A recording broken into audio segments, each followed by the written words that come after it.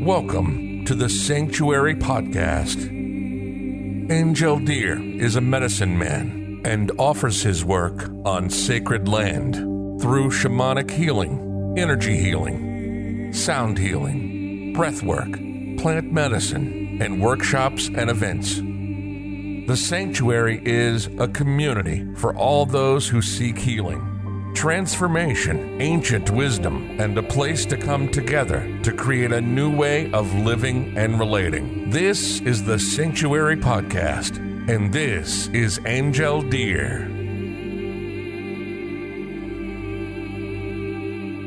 And we are live on the Xtraordinary Sports YouTube channel. I'm your host, Alex Monaco.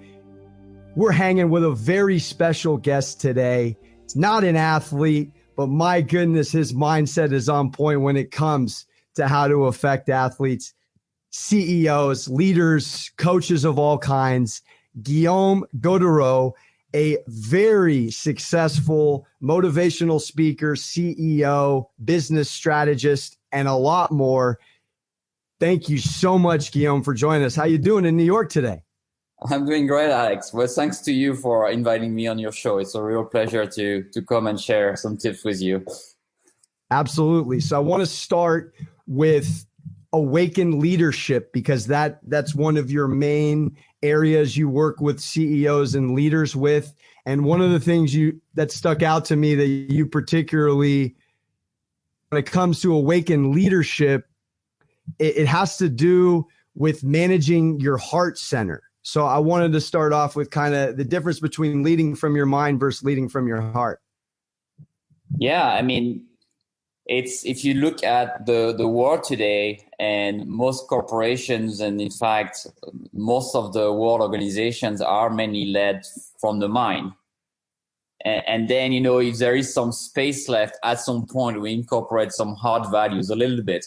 But it looks a little bit like we're going somehow to weaken the decision. It looks like, the heart somehow, if you put some sensibility, some emotions or something like that, is not going to lead the organization in the right way. Right. Well, awakened leadership is completely reversed.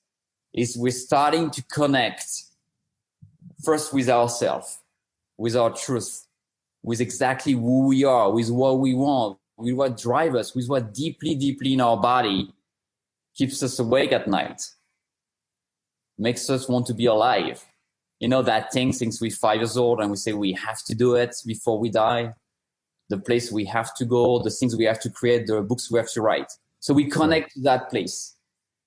And we connect with all our colleagues, all the people in the organization through that connections, because we all have that purpose. We all have that sense, of connections.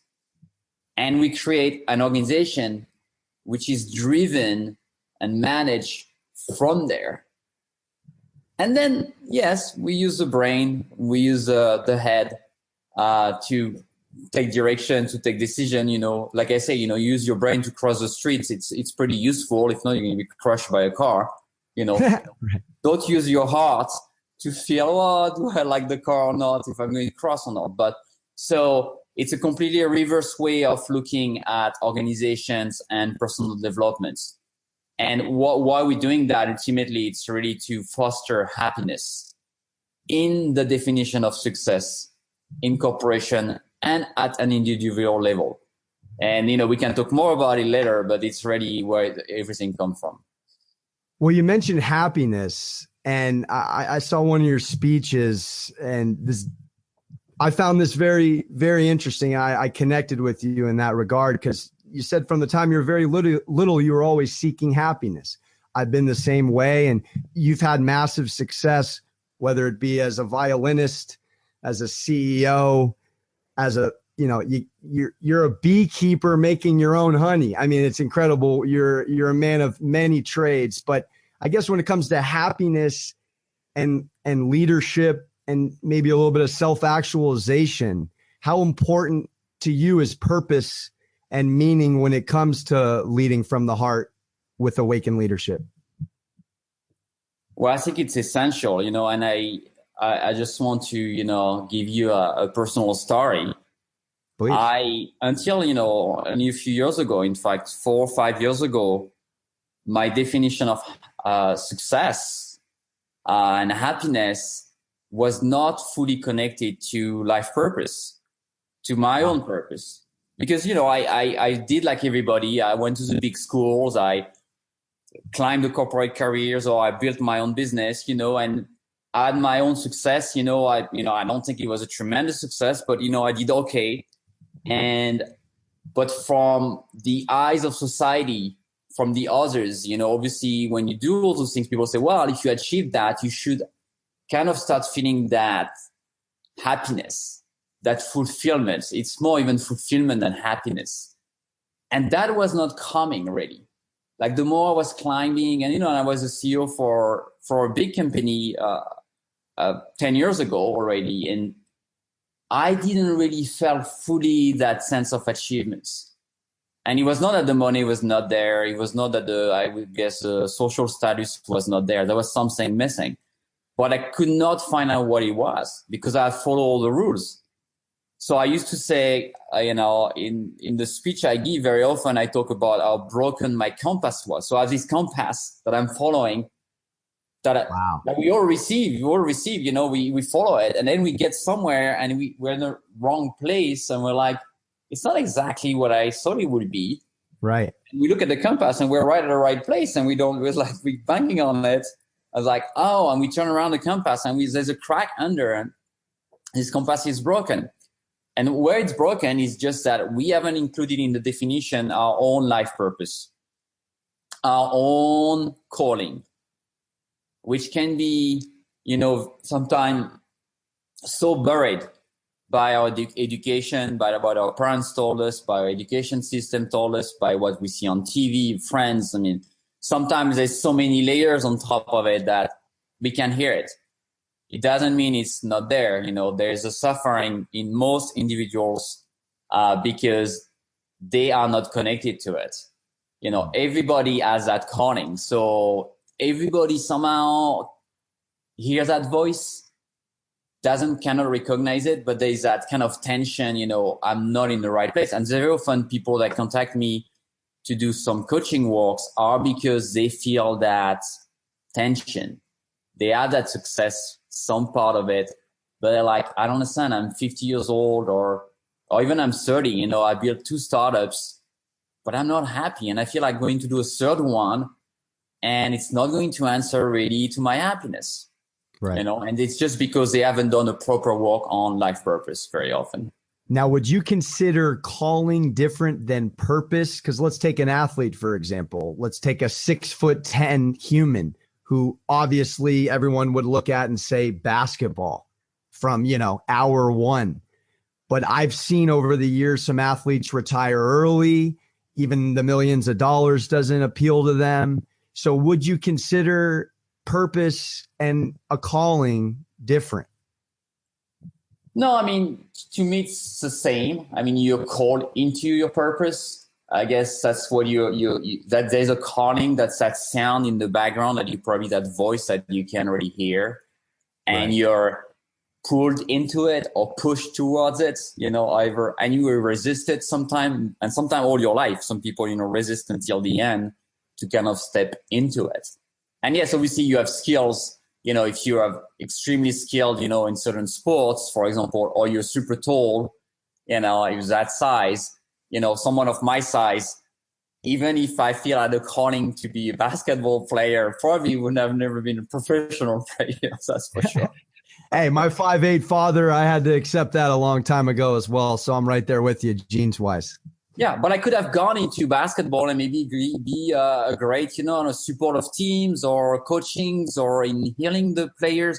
I don't know, working with them in different capacities. There's something in me that tells me I need to be there next to the players. Maybe I need to play a part there. It was not my calling, but maybe for some people it could be, So the physical or at least I say that because I don't want people to think that sometimes we think of our limitations. We think I can't do this because I'm not good at that. I can't sing because I don't have a voice. I can't write because I don't know how to write. We don't know what it can be as we explore that path, So if it's really the calling in our heart, You have to explore it, however it looked like at the beginning. And obviously, as a successful businessman, a CEO that's built several companies, you have to have vision. So how do you explain, since we're talking about calling and purpose, when you get visions, and we can get into meditation in a second, but when you get these visions, whether you're an athlete or you're someone who's creating something from scratch, an innovator of some sort, how do you go with those visions? How do you stay in the gut and not stay up here? Because often, you'll play tennis back and forth in your mind, but your heart will tell you something different. Yeah. So the question is really, in many ways, are the fears or your limited belief system, like we say, the shadows that we have, whatever past we have, and that tells us you can't do this, or you can't, or you should not. How do we kind of keep the fear in control so we stay really empowered? And so it's really, to me, it's a daily practice to kind of connect to that vision every day, to make sure, I reconnect to that center inside me, that I nurture it. That little voice, that vision voice, that things that we know about what we need to create needs nurturing, because the world is so noisy. Between social media, I'm addicted to it. I spend a lot of time on it, way too much time. But I do a lot of business there. I find a lot of clients on LinkedIn, on Instagram. You find me on Instagram. There we go. I found a lot of my clients now on Instagram, and other social media channels. So, it's kind of, I know I have to go there, but I know I'm too much on it. Both sides, between the phone and the emails and everything else, despite I live in the countryside, it's still overwhelming. And if I don't do, even me, my daily practice, my voice, my vision, my calling is going to fade away. It's going to be there, but I'm not going to hear it as strong. And I might start be directed by the world, by others, by the fears. Turn on TV and listen at the world. Sometimes it looks like a pretty scary place. So you're going to be taken into that noise, that music, and you're going to forget how unique is your note. So I need to create for myself, like, athletes do, like really the top CEOs and leaders do. They need every day to create that space so they can connect that inner voice. And so when you get in front of your team, or when you get ready to run, you can connect to that center, because that's really where all your energy is. You can run on that energy the whole day without getting tired. If you run on this, all day, you're going to be exhausted by the end of the day. So you need to fuel from somewhere else. Got to get those chakras aligned, baby. There you go. Yes. So with athletes, they're very regimented. They're very ritual based. I know you have a podcast centered around a morning ritual, just like you alluded to. If you don't take that time for you, your whole day could be go on a completely different trajectory.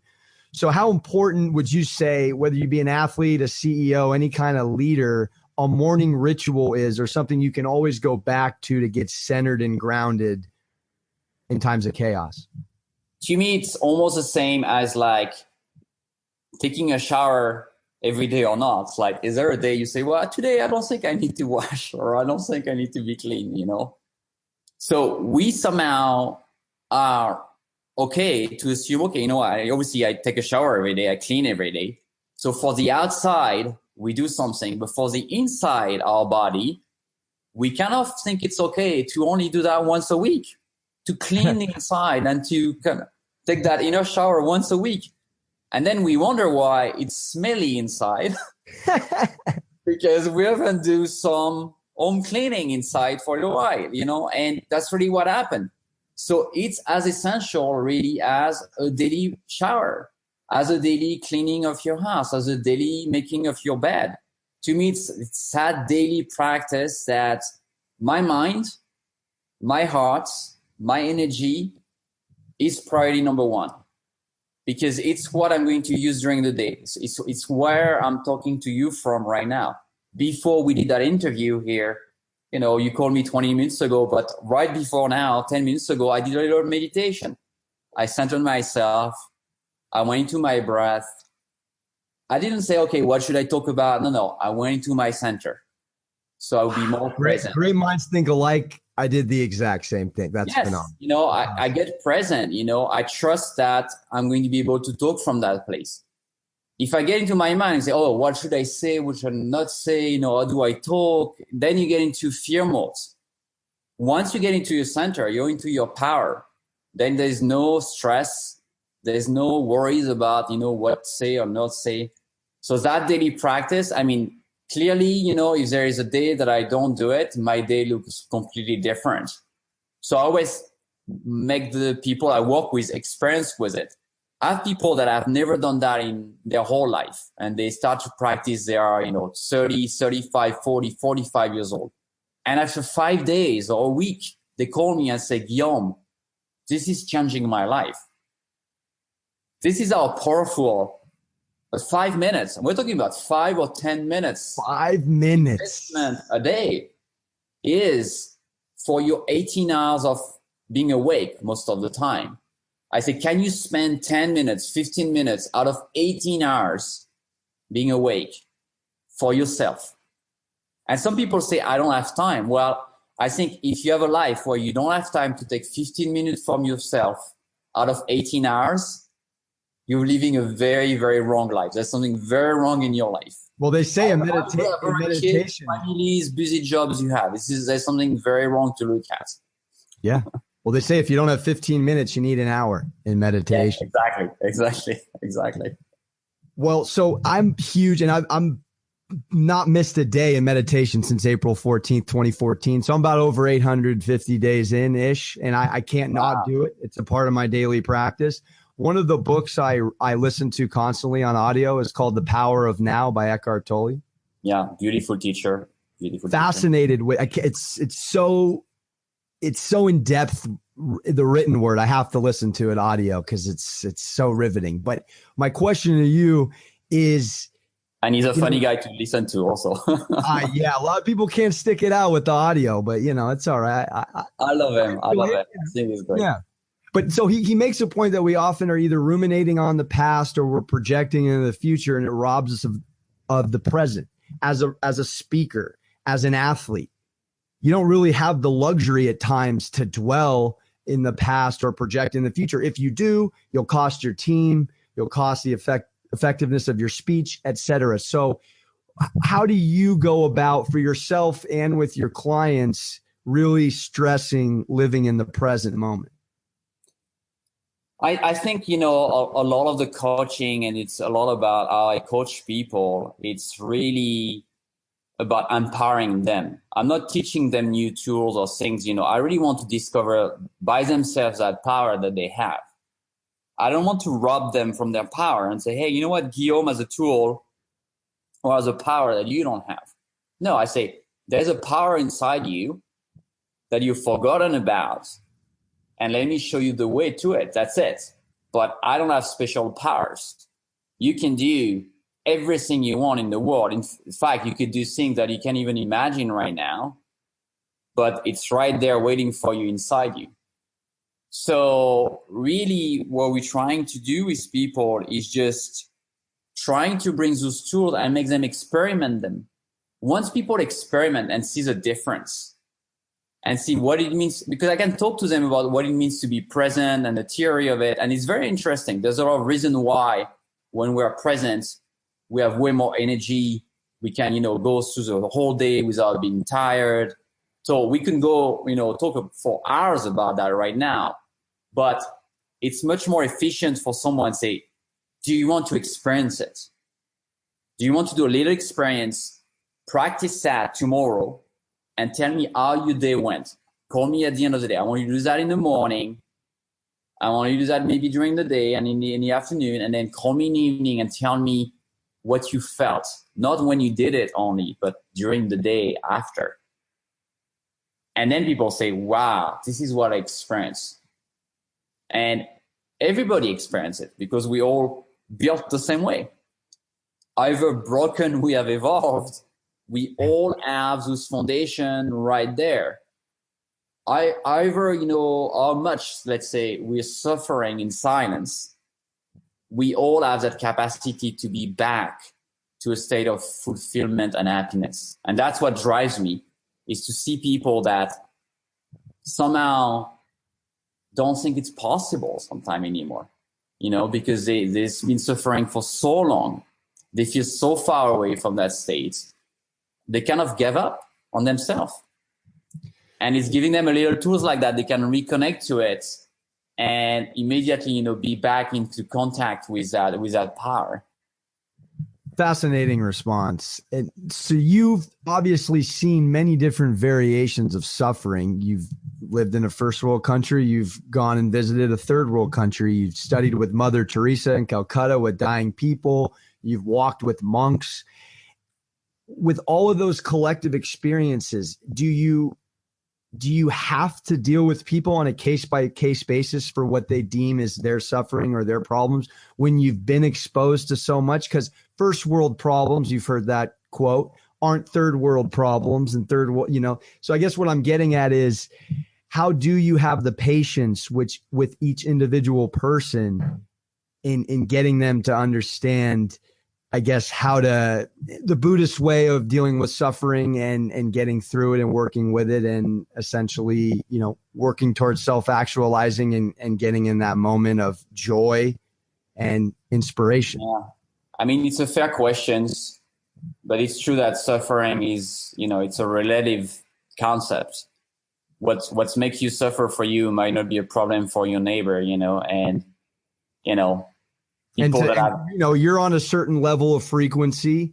Not everyone's on your level. So to have that patience and mental fortitude to not, I guess. But in many ways, what you do in any case, you just hold the space for people. Oh, I love that. Hold wow. The space around them with just love. That's really what we do at the end of the day, where whoever they are, wherever they're coming from, whatever is their life story, it's going to be safe to finally open their heart. Finally, there's a place where, you can be there and all the weights that you've put on your shoulders for so many years, just take that weight and put it down and say, okay, you know what? I'm ready to let go. I'm ready to move forward now. And it's really the work in healing. I don't like to say I'm a healer because the word has so many connotations around it, but either I'm doing Reiki or different energy healing methods, really what we create is a safe space around that person. And people, their process is going on their own, through them. We're just allowing the process to happen because it was stuck, but the process, it's not me that I have magic hands. It's something much bigger, something much, much bigger that works through them and through me at the same time. So we're just allowing that to happen through them. And very often, leaders, CEOs, executives, even mothers or people that, don't have a job for a long time. They haven't been open really about their suffering to anyone. Like in the depths open, because even with their best friend, they might say, but they don't want to bother their friends over and over again with their problems. They probably don't tell their family anymore because they're ashamed of it. They don't tell people in the social network because they feel ashamed also. And, or they feel, or people don't share their suffering because they think, oh, it's okay. No, everybody's suffering. So why would I talk about it? This is the way you are when you're a CEO. You just have to suffer and to take it on. So there's really no place where they can just open. And when you create a space to do that, and, we do retreats like that, and we can talk about it maybe after, where we bring CEOs in natures and we allow them to experience that. Within 4 or 5 days, people really think that they have been carrying for 30 years. And it's extraordinary to just witness that. And we just allow them to do it. That's really what we do. It's extraordinary. Well, and we're on with Guillaume Goudreau, GAUTHEREAU group.com. You can follow him on Instagram, GAUTHEREAU, CEO, motivational speaker, business strategist, healer, you name it. We're on the horn with him, loving talking. Unbelievable life conversation right now. So Guillaume, I want to talk about what you just were alluding to in regards to we can be so open with someone we don't even know. Yet we're so guarded with, our friends, our family, our teammates. I've done team building exercises before. I minored in leadership in college, the Trust Falls Zen retreats. I've been a part of it. And it's amazing when you let your guard down and you're vulnerable, how many people are receptive to that, want to help you, want to listen, want to empower you. And that to me is a beautiful thing about the human condition. We just don't see that enough in our society. Like you just alluded to, we maybe look weak or we don't look, so why is that? And how can we change from belittling to empowering as a society? We have to turn around the way we approach others by just coming to a mindset of giving and not what can I get? And that's the change of mindset. And if you look at if you look at our society and the corporate culture, especially, and the way our civilization is built, it's how do we get? We take away from the earth. We take away from others. We take away from everything. It's like, it's a very needy, it's fear-based. I'm going to lack something. So if I don't take it, someone is going to take it. So we take resources from the earth before others can have it. We take all the woods from the forest because, we think, we need to make the money now for my shareholders. And I don't really care about my children if they're in forests or trees, in 2 generations or not. So it's a very short-term, fear-based approach. What we need to do is just reverse it. Say, okay, how can I get that forest to flourish? How can I get that person to flourish? How can I get, myself to flourish? To be more happy. So how do I give, first, when we start doing that, we receive in ways that we cannot understand until we really shift our mindset into doing it. And I did a little bit of service in my life, when I went to Mother Teresa in India, other places like that, where for a few weeks or months, I was just in service, where I was not there to receive anything. I was just working, for someone that needed help, pushing a wheelchair or, feeding someone I can't feed itself or washing someone. And the whole day you just do that. You forgot who you are. You forgot, your name. It doesn't matter. You're just an instrument of the divine, like they say. You're that hollow bone. You just do the ends that are helping and feeding. I got the most insight and clarity for my life, the most love ever received in those moments. Wow. I was not going there to get insight or wisdom. I was not going there to get love, but I got that greatest gift in exchange. Just seeing the smile of someone that can't feed itself and that you just fed a meal because that person is paralyzed. Just these little things, that we forgot about life when we live in cities like New York, because, we don't see the poverty anymore in the same way. And it's very sterilized and it's very, like you say, first world country problems, where, this seems sometimes like stupid problems, compared to the problem of the other part of the world. It really puts things in perspective. And what you see in those countries is overall communities and people that are much more happy, because there is that sense of giving and community, which is very embedded into the tradition, into the life. When someone passes away, the whole village is there, the whole community is there, even children go to the cemetery and we look at the body being buried or being burned, if you're in India, and babies are there and it's celebrated. That, for us, like cemeteries is outside of the city and it's hidden and we hide the bodies, and so everything is just reversed, where we are in life together. We are in suffering together. We are all going to go through it. And by the way, we all dying. Big news. We all dying. And we all going without anything. And either we believe or not in God doesn't really matter, because we're going to go with anything anyway. You're listening to the Sanctuary Podcast with Angel Deere. While you're listening, Browse the website at www.thesanctuaryheal.com. That's what to me is so fascinating, that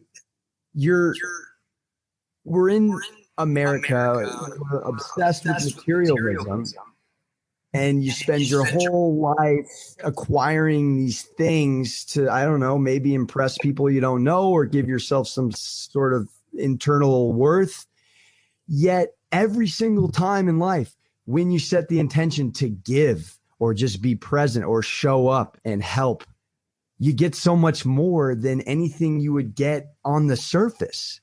So do you think, to me, I think it's the third world countries and those type of countries, India, I haven't been, but those types of places that to me the America should be looking at as how can we live more communal? And, that's why I love sports so much. Sports is community based. It brings people together. It's athletes are just doing what they love, and it ends up giving something to other people that came to the stadium. I love that. So I really have a question, more just a statement with that, because I find it so fascinating, and it fires me up because I'm not motivated by materialistic things. If we have food, we have shelter, we have our basic needs met, then we should be looking to all be servant leaders. Yes, definitely. And sports and all those things, the connection, why is that working so well? And you have community because it's a connection to the heart again. It's not a mental connection. It's not an intellectual decision. It's an emotional, heart-centered. And that's why if you're passionate about sports, you're going to be passionate from 5 years old to the end of your life. That's not going to change. It's not like an evolution, it's like chocolates. You love chocolates all your life, up to the end of it. It's a very heart-centered medicine. And once you know the power it has to drive people, to drive a whole country in the street together to celebrate, forgetting their colors, forgetting their race, forgetting their religions, forgetting everything, their sorrows of the day, in the, that ultimate connection. So yeah, definitely third world countries, show us in many ways some aspect of that in the way they live. Absolutely. And I want to talk about inspiration. If you break the word down, in spirit. And when it comes to inspiration, motivation, obviously you're in a power and leadership position where everyone's looking at you to be the guy with energy, the guy with enthusiasm, the guy with inspiration. We're human beings, though. I like to call it the vortex. You go in and out of the flow. Yes. So for you, how do you rally yourself? And then when you intuitively, because you obviously have very high emotional intelligence, when you're feeling someone's not connecting in spirit with inspiration, do you have a 1-2 punch with how to bring them back up? Or is it a case-by-case basis? And also with yourself? It's case by case, but one of the exercise I do with the people I coach is to tell them, where is your bliss? What was the thing that you were doing when you were little, where you were excited? When you were 5, 6, 7, 8. And people look at me sometimes in their 50s, I don't know. And I was just a kid, I was playing around. Saying, no, but as each kid is different. There was something you did when you were little, when you are in your bliss, where you were, some people love, climbing trees and being in tree houses. Some of the kids love playing with tools. And some of the kids love, opening, the appliances and dismantling them, We all had something that got us really excited and interested. And that connection to our bliss is very close to what inspires us sometimes, most of the time. So for me, I was very connected to nature when I was very little. It's not new that it's why I live in nature. I have bees. I do a lot of things with plants, and and it's been in my life since I'm born. But it was different in the way it was when I was 5. But it's my bliss. So when I'm in nature, when I'm doing gardening, when I'm with my bees, when I bring people in nature, I'm inspired and I'm inspiring others. Well, I'm not trying to be inspiring. I'm not waking up in the morning and say, what can I do inspiring for people? No, I'm waking up and say, okay, what inspired me today? What is driving me? Like this morning, I was, I had fever for the last few days, and like I told you earlier, and I was like, I still, wanted to do something with my garden, and because that's something that gives me energy, that inspire me, that connect me to my center. So I was doing that, and then I was like, oh, I should take a photo of that and talk about it, because I know it's connecting to my truth. So it doesn't mean do that, do the same as Guillaume, live the same life, not at all. But when we are aligned with that divinity inside us, we talk to everyone. We all know that when we see someone in their power, that they are exactly where they have to be, when they talk from their hearts, even if we're not that person, that we're not in that field, that's going to sparkle something inside us, that's going to shake in something very deep inside us, going to give us that inspiration. And that's the only thing we have to do. We don't have to copy anyone, which we're all trying to do. We have to dive inside and to be as close as possible to our own bliss, our own voice. Wayne Dwyer, the amazing teacher that passed, almost a year ago. That's the meditation I did this morning. I am that I am. Okay, so Wayne was an amazing teacher, and he's still an amazing teacher because his teachings, are very alive. And he said, don't die with your note still in your heart. You have to play your notes, that note of music. Don't die with your music still in your heart. Play that music. And that's really what we have to do, is not to play the notes and the music of everyone else, is to recognize that we have our own music, and the whole universe is going to not sound the same way if our music is missing. It's very key. Our note is very key. It's unique. Nobody has that note. So if the universe is going to miss that note if we don't play it, and that's what we have to find. And we have to practice that every day to connect to it. And then we can fuel our personal life, our professional life from there, and be, successful for real. And it doesn't mean, we can make tons of money. It's not about making too much money or anything like that. But the ground of it, the roots of it needs to be anchored into that place. Beautifully said. And I want to bring up the podcast and the blog. So your podcast is incredible, Guillaume. It's already top 20 in the spirituality and wisdom section. It's called the Sanctuary Healing and Coaching Center. You've had topics already like awakened leadership, daily morning practice, the power of meditation.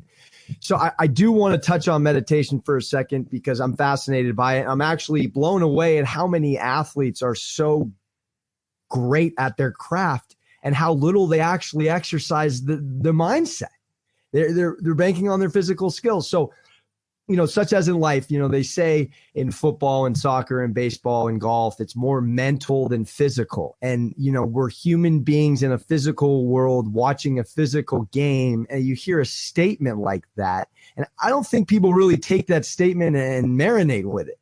So for you, meditation, I want to know what it's done for your life, but also how you could see meditation and also your awakened leadership and how they're synonymous with helping athletes and sports, because they are, in my opinion, some of the best people in the world to empower and lead with the particular position they're in and how much our society values sports.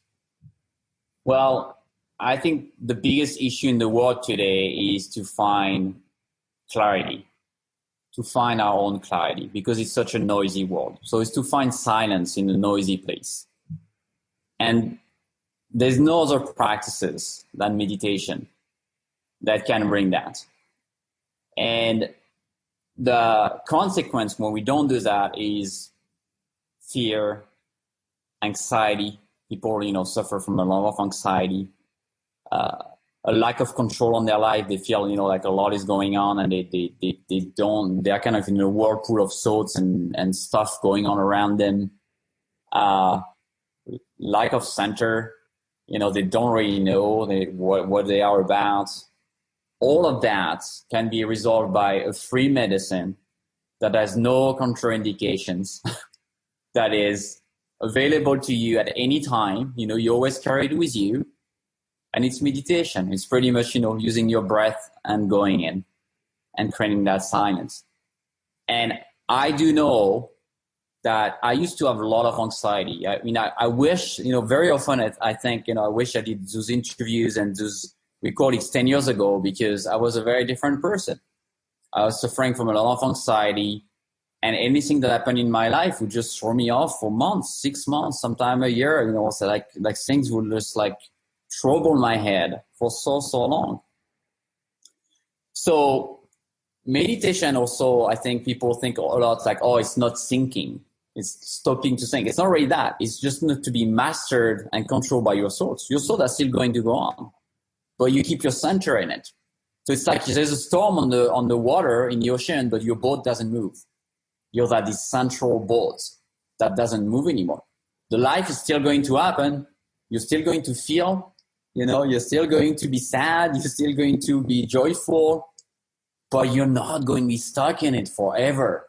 Like for months, for years. Where some people talk to me sometime about what happened with their ex-wife 10 years ago, or what happened, with their boss, over and over again the last 3 years.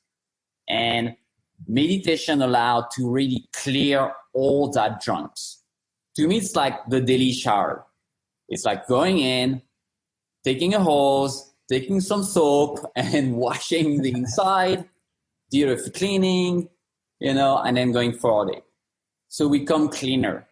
We come cleaner for others, for ourselves first, which is the most important. And then we can come cleaner for others, and we can serve better. We talked about service earlier. There's no way we can really serve others in a great way if we don't do that daily work. It doesn't mean we're masters of it. We're not, you have the Buddha behind you. It doesn't mean we're trying to be the Buddha.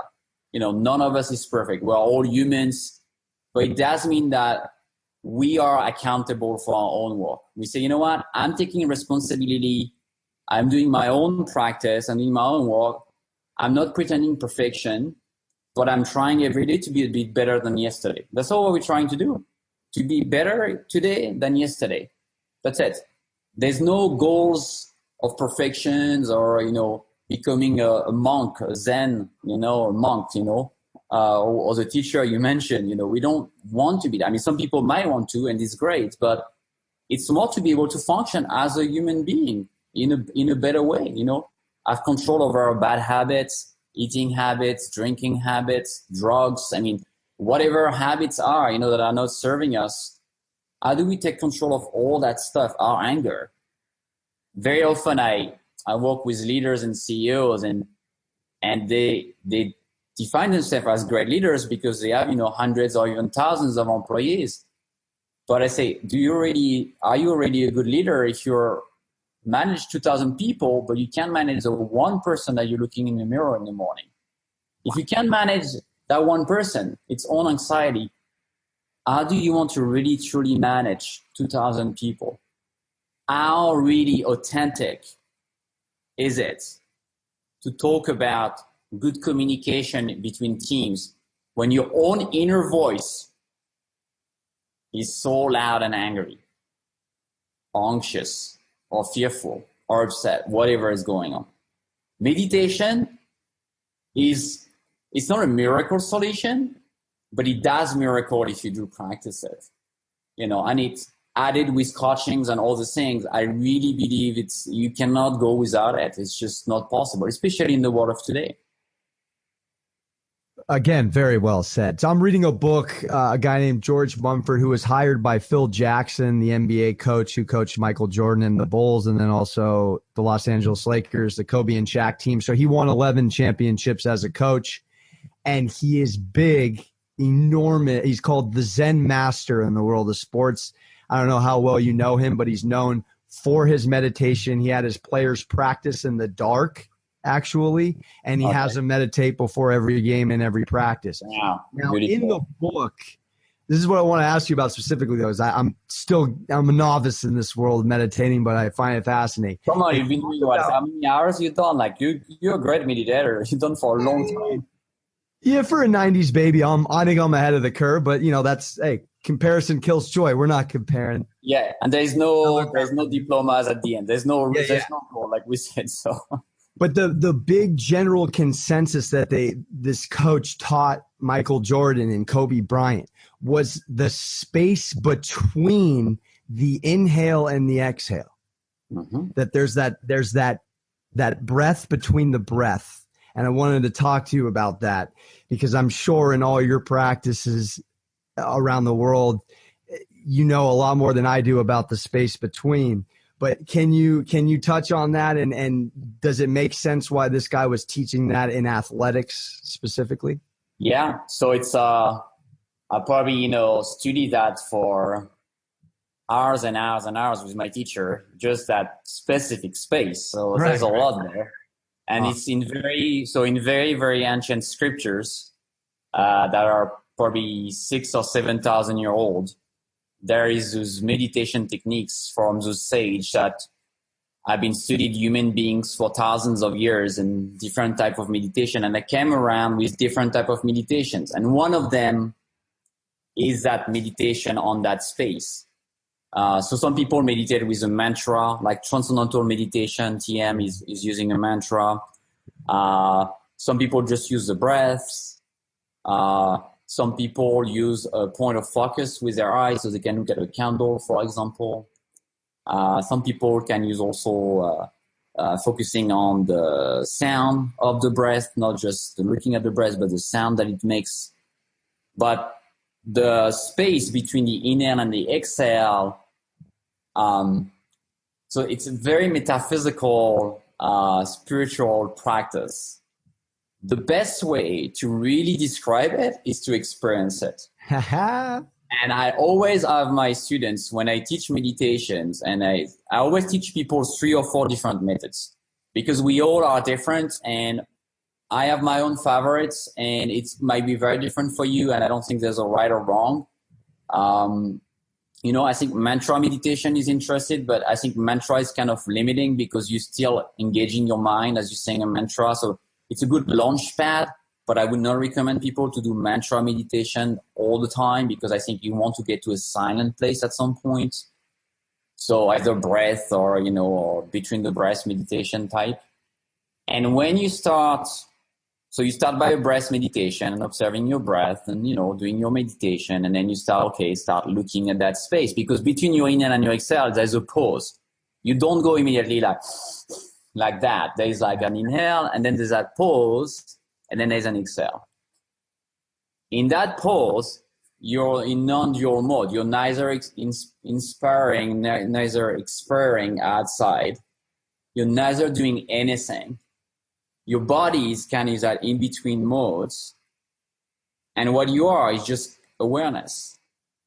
It's just pure consciousness. There's nothing else happening in your body. Beautiful. You're basically the watcher. What's watching at that moment is almost like that thing watching itself. And it can create a very deep spiritual experience by just looking at that space. And I don't want to give more details because I don't want people to be too much in their mind. The problem with meditation, if you describe it too much to people, then they're doing it trying to find what you talk about. Right. No, I got you. 100%. And you just want to experience. Say to people, just go there and watch that space. And you're going to be taken by your thoughts probably and forgot about it and go back to it. And just. But let me ask you, of all the work you've done with the space between, this happened to me one time. I'm only about a year into stand-up comedy, so I do stand-up comedy. One time I experienced what Eckhart mentioned about becoming the observer, where you're literally so present, you're like watching yourself have this real-time moment. Have you had that experience as a speaker or in many different phases of life? And is that to you the most present you can possibly be, where you become the observer? Yeah, and become the observer, and at some point you become the whole universe. You expand because you're part of that whole consciousness thing. And when we say we are all one, you can experience this in meditation, and words don't work to describe it. It's a very experiential. It's just experiential. So, but it's something that all of us experience between every breath. since we're born. We're just not aware of it. And it's just a thing we need to pay attention to. And that's, like I said earlier, the healing process, whatever we're suffering with, is just a remembering process. It's just remembering, going back to that thing that we already know, that we already have. That's all what we do when we're doing healing and transformation work in many ways. Wow. Unbelievable. Fascinating. Well, I know you only got a few more minutes, so I wanted to ask a couple of questions that I definitely wanted to get your 2 cents on.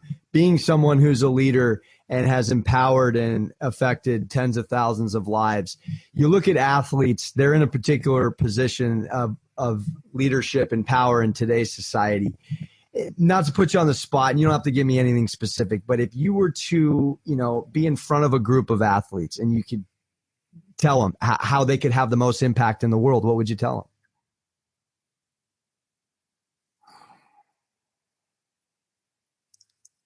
I think, it's always to connect with their heart, never forget that, I think some athletes, and not all of them, but some of them, because of sometimes the amount of money and the pressure and all what comes with the sacrifice, had to get in their head a lot, and get worried and get very centered around that.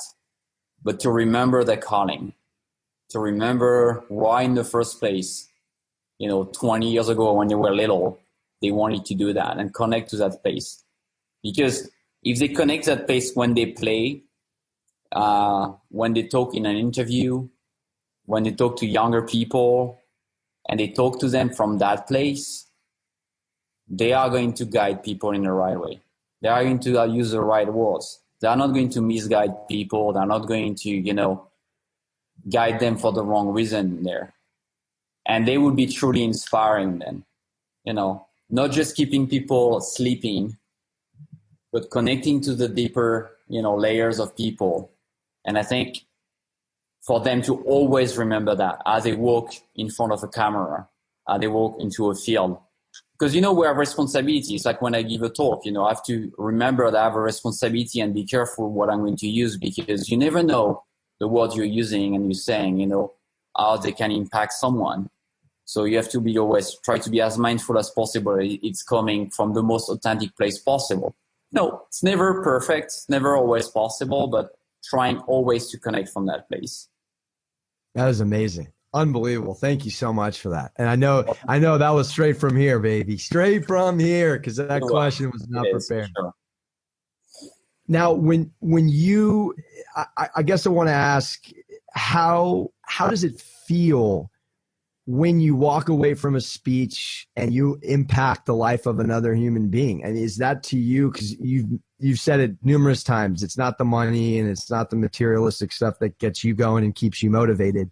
So for you, is it the sweetest gift of all to empower and enlighten people that you come across in your craft and your day-to-day?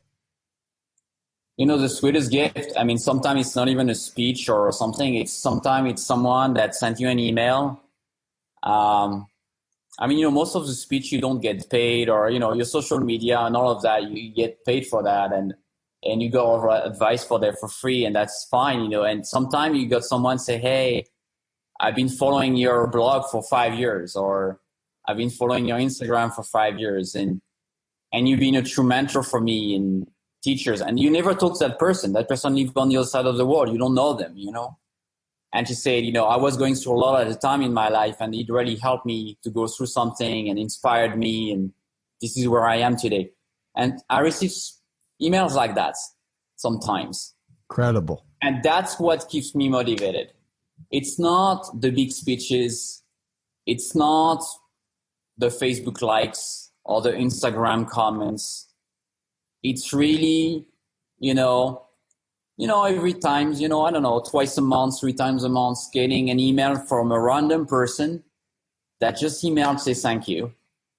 Not that we're doing it for thank you, but like you say, you know what? I've touched someone and it was purely for giving. You do it, you give it, that person received it, and that's it. You've done your job, and that's why we're doing it. It was not for money. It's what we are here for as human beings. We touch someone's life. We transform someone's life. It was completely, under the radar. It's not about to be on TV or in big speeches. That's what it is about. That's really what matters at the end of the day, It's amazing. And I want to end on that, but I got one more because I was so fascinated by your speech where you talked about happiness, and because you're someone that has manifested so much in their life.